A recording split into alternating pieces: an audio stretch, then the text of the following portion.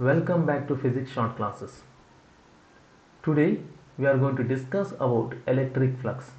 What is flux? Flux is the flow. When we consider the flow of the electric field lines, then it will be known as electric flux. If you are visiting this channel for the first time, please subscribe, share and like my videos. Electric flux is a measure of strength of electric field.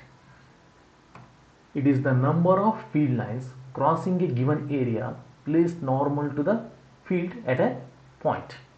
Here in the diagram we can observe that there are two surfaces of equal area, but they are placed at different distances from the charge minus q, and hence we can observe that the surface which is placed closer to the charge will allow more number of field lines to pass through it than the surface which is placed far apart, which indicates that the strength of the electric field increases as we move closer to the charge. Electric flux leaving a surface is positive and electric flux entering a surface is treated to be negative. Now when we consider area element, it is a vector. Electric flux through a surface depends both on its area and its orientation. Hence it should be treated as vector. Direction of area element vector of a closed surface is along its outward normal, that is always towards the observer. We can represent expression for the electric flux.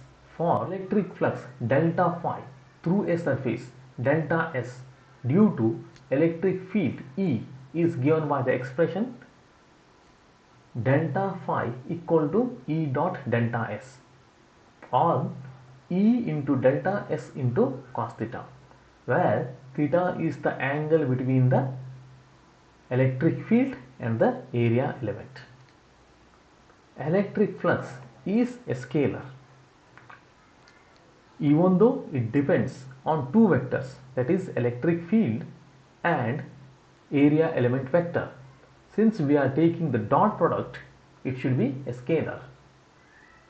Also, the SI unit for measuring the electric flux is voltmeter.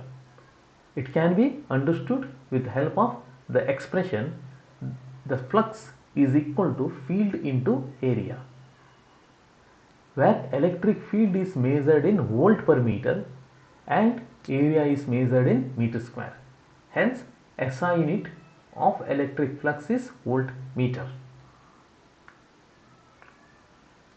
Now when we consider large areas, we can find out the electric flux for a plane surfaces using the expression phi equal to summation of E dot delta S.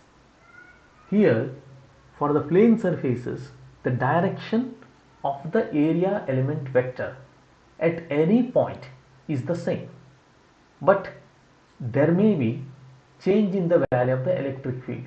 Therefore we need to find out the flux at different points on the surfaces and add them to find out the total flux.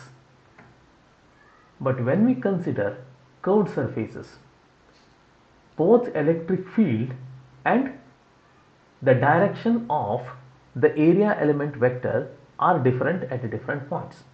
That's why we are going to divide a curved surface into infinitesimally small surfaces.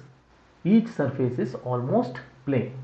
Then we are going to find out the total flux by using the integration method.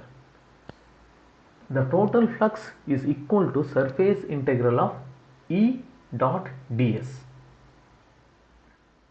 Thank you for watching the video.